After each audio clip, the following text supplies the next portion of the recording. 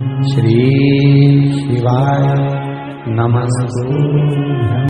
इस भारत की भूमि पर, इस मृत्यु लोक में, पूरे विश्व में ऐसे कई घर हैं जिनके घर में गुजारा करने के भी आफत है। पहनने के कपड़े नहीं, किसी के यहां पर भोजन नहीं, किसी के यहां जमीन नहीं, किसी के यहां दुकान नहीं, कोई कोई पूरी जिंदगी किराए के मकान में निकाल देता है। नहीं,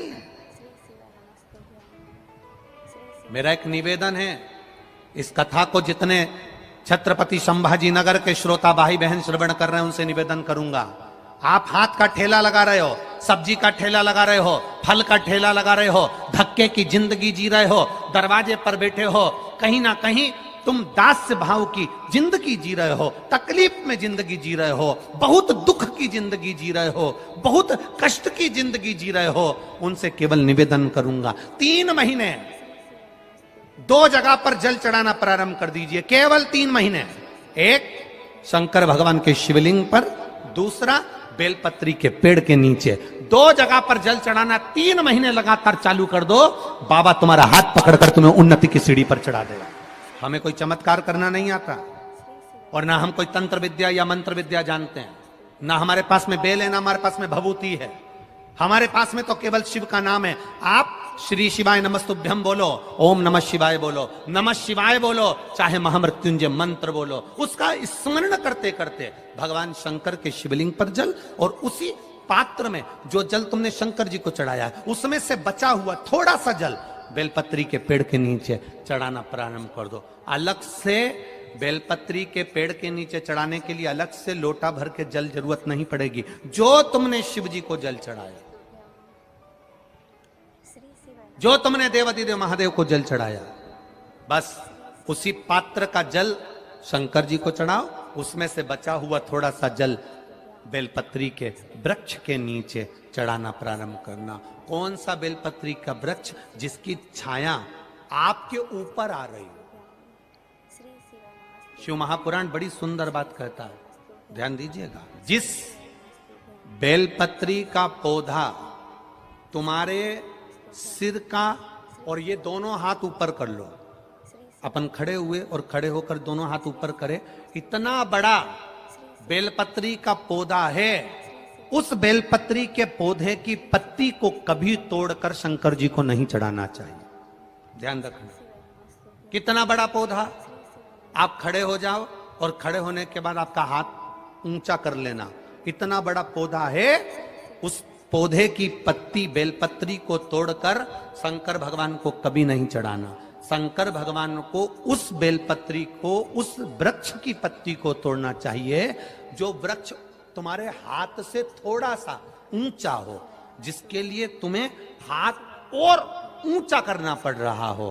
जैसे एक बच्चा अपनी मां की गोद में बैठने के लिए दोनों हाथों से उचकता है, आवाज लगाता है, उचकता है, आवाज लगाता है, हाथ ऊपर करता है, तो मां उस बच्चे को गोदी में ले लेती है। उसी तरह उस बेलपत्री के वृक्ष की पत्ती तोड़ना चाहिए जिसने थोड़ी उन्नति कर ली हो, जो थोड़ा ऊंचा हो गया हो। तुम उसको पाने का प्रयास करो तो भगवान भी तुम्हें अपनी गोदी में ले ले। ऐसे वृक्ष की पत्ती तोड़। अब तुम छोटा सा पौधा, बिल्कुल जरा सा पौधा, उसी की पत्ती तोड़कर महादेव को चढ़ाओगे, ये श्रेष्ठता नहीं।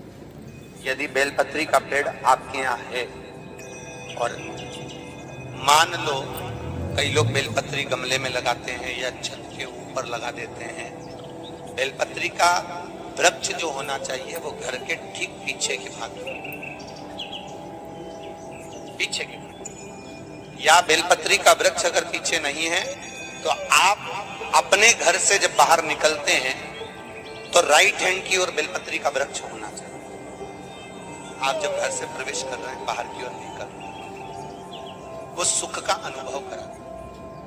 यदि घर से निकलते समय बेलपत्री का पेड़ लेफ्ट में अगर आता है, आप जिस घर से निकल रहे हो लेफ्ट में अगर बेलपत्री का पेड़ आता है तो आप 1 रुपए कमाएंगे, 1.25 रुपए खर्च होगा, पैसा हाथ में टिकेगा नहीं। घर में 10 लोग भी कमा रहे हैं तो पैसा घर में दिखेगा नहीं, आएगा जरूर, सारे काम होंगे पर टिकेगा नहीं। यदि लेफ्ट राइट भाग का बेलपत्री सुख का अनुभव। बेलपत्री का वृक्ष घर में लगाओ तो घर के पीछे के हिस्से में लगाना चाहिए, और ऐसी जगह नहीं लगाना कि जहां पर बेलपत्र में गंदा पानी जाए या कोई गंदी वस्तु उसके नीचे पड़े। 33 करोड़ देवी देवता बेलपत्री के पेड़ के नीचे सोमवार के दिन, कोई रविवार के दिन, कोई मंगलवार, कोई बुधवार, कोई गुरुवार, कोई शुक्रवार, कोई शनिवार के दिन बेलपत्री के नीचे आकर 33 करोड़ देवी देवता हो तप करते हैं, साधना करते हैं। बेलपत्री के पेड़ का बड़ा प्रमाण है। एक बेलपत्री ऐसी होती है जो कि शंकर पर अगर चढ़ी हुई है तो वापिस उतार कर धोकर फिर शिव को चढ़ा सकते। किसी व्यक्ति से कोई काम करवाना है, वो काम नहीं कर रहा, कोई फाइल आगे नहीं बढ़ रही है, कोई कार्य अटक रहा है, या फिर कहीं रुपया पैसा अटक गया हो, नहीं निकल रहा हो, तो एक जल के पात्र में जल भरकर 5 बेलपत्री शिव जी को समर्पित कर कुंदकेश्वर महादेव का नाम लेकर एक सफेद पुष्प बेलपत्री के ऊपर जो शिव जी को चढ़ाई है उस पर समर्पित कर जल जो लेकर गए हो, अपनी उस कामना को कर कि मेरा ये कार्य अटक रहा है, ये कार्य नहीं हो रहा, कुंदकेश्वर महादेव का नाम लेकर धीरे धीरे जल की धार चढ़ाइए। और एक बात हमेशा याद रखना, फिर निवेदन कर रहे हैं, अच्छे से समझ लेना, शंकर जी पर जब जल चढ़ता है, शिव जी का जब अभिषेक होता है, शंकर जी पर जब जल चढ़ाया जाता है, दूध चढ़ाओ, जल चढ़ाओ, कुछ भी चढ़ाओ, पर एक बात का स्मरण अपने जीवन में होना कि इतने ऊपर से मत चढ़ाना कि जल चढ़े और छींटे आपके ऊपर। बहुत ध्यान दीजिएगा। हाँ, तो यहां तक वर्णन करा गया है कि शंकर जी का जल चढ़ा हुआ जहां से बहकर जाता है ना, उसको लांगा तक नहीं जाता। यहाँ लांगते हैं क्या? नहीं ना, परिक्रमा भी करेंगे तो वहीं से लौट कर वापिस इधर जाएंगे। शिव जी का जहां से जल बहकर जा रहा हो, चढ़ा हुआ जल जहां से बहकर जा रहा हो, उसको लांगा तक नहीं जाता। और कई लोग बड़े बड़े आनंद में शंकर जी पे इतनी ऊपर से जल चढ़ाएंगे तो वो छींटे पूरे अपने ऊपर आना चाहिए, शरीर पर आना चाहिए। नहीं नहीं, उसका दोष है महाराज, उसका दोष है। आप भगवान को अगर जल चढ़ाओ, दूध चढ़ाओ, तो मान लो अगर जैसे एक सरल भाषा में समझ लो और अच्छे से, कि जैसे ये शिवलिंग है शंकर जी का, ये शिवलिंग है, और आप जल चढ़ा रहे हो तो इतनी ऊपर से छोड़ोगे तो पानी का छींटा तो अपने ऊपर आएगा, पर वही जल, वही दूध, वही सामग्री आप शिवलिंग से थोड़ी सी दूरी बनाकर अगर आप समर्पित करेंगे तो बाबा उसको स्वीकार भी करता है और आनंद की अनुभूति भी होती है, कार्य में सिद्धता भी आती है, कार्य में उसकी सिद्धता भी आती है। अब तुम तो ऊपर से छोड़ रहे हो जिससे वो पानी तुम्हारे ऊपर ही आए, तो वो एक अलग प्रसंग है, बोलिए एक अलग विषय। बहुत ध्यान देना महाराज, भगवान को कभी भी कोई भी सामग्री, जैसे भगवान के मंदिर में अगर फूल चढ़ाने जा रहे हो, भगवान के मंदिर में अगर पुष्प समर्पित करने जा रहे हो, तो फूल का मुख अपनी ओर नहीं होना चाहिए। फूल का मुख कहां पर होना चाहिए? जम के बोलो जरा। कौन कहता है कि रुद्राक्ष के साथ तुलसी मत पहनो, तुलसी के साथ रुद्राक्ष मत पहनो? कौन सी पुराण में लिखा, कौन से शास्त्र में लिखा, कौन से वेद में लिखा, किस जगह पर लिखा, शिव महापुराण के कौन से अध्याय में लिखा, कौन से स्कंद पुराण में, लिंग पुराण में, नर्मदा पुराण में, कुर्म पुराण में, ब्रह्म वैवर्त पुराण में, नरसिंह पुराण में, नारद पुराण में, कौन से पुराण में लिखा कि तुलसी की माला के साथ रुद्राक्ष नहीं होना चाहिए, रुद्राक्ष के साथ तुलसी नहीं होना चाहिए? कहां लिखा है? ये दुनिया के लोगों ने भ्रम पैदा कर दिया, दुनिया के लोगों ने भ्रम पैदा कर दिया। तुलसी के साथ रुद्राक्ष मत पहनना, रुद्राक्ष के साथ तुलसी मत पहनना।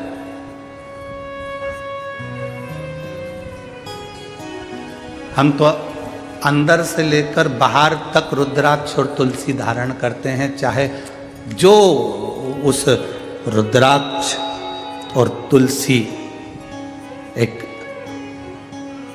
वो कहते हैं ना कि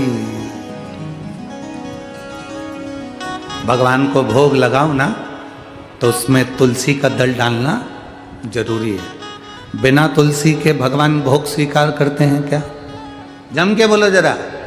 नहीं, जब बिना तुलसी के भगवान भोग स्वीकार नहीं करते तो तुम्हारे तन पर तुलसी की माला नहीं होगी मरते समय, तो तुम्हें स्वीकार करेगा?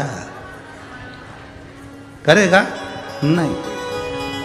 और जब तुम्हारे गले में एक रुद्राक्ष पड़ा होगा, जब तुम्हारे गले में एक रुद्राक्ष की माला होगी या रुद्राक्ष पड़ा होगा, तो बैकुंठ तुम जाओगे तो तुम्हें महादेव अपने नंदी पर बिठाकर अपने साथ लेकर बैकुंठ तक जाते हैं। केवल ऐसे ही पैदल चलकर बैकुंठ नहीं चले जाओगे, तुम्हें महादेव नंदी पर बिठाकर, नरसिंह भगत की कथा आती है लेकर गए, नामदेव जी की कथा आती है, औंडा नागनाथ में भगवान शंकर नामदेव जी के लिए प्रकट होकर उनके गले में रुद्राक्ष डालकर गए। पंडरनाथ की कथा आती है, जब देवाधिदेव महादेव मिलने के लिए हरि विठ्ठल से आए तो भगवान शंकर ने देखा, भगवान नारायण ने देखा, हरि विठ्ठल ने देखा, पहला वार करी, पहला जिसने वारी करी वो पहला वार करी थे भगवान शंकर। जब दरवाजे पर आए तो शिव जी प्रसन्न, भगवान नारायण प्रसन्न थे, उन्होंने अपने गले की तुलसी की माला निकालकर स्वयं शंकर भगवान के गले में डाल दी। तुम में भेद, हम में भेद, संसार में भेद हो सकता है, पर परमात्मा में कभी भेद नहीं हो सकता। ये तो दुनिया के लोगों ने अपने अपने एक स्त्रोत बना रखे हैं। राम जी, शंकर जी के मंदिर मत जाना, शंकर जी का प्रसाद मत खाना, शंकर जी के मंदिर में जल मत चढ़ाना, शंकर जी को स्त्री स्पर्श नहीं करे। अगर शंकर जी को स्त्री स्पर्श नहीं करे तो पार्वती क्यों शिव जी की पूजन करे?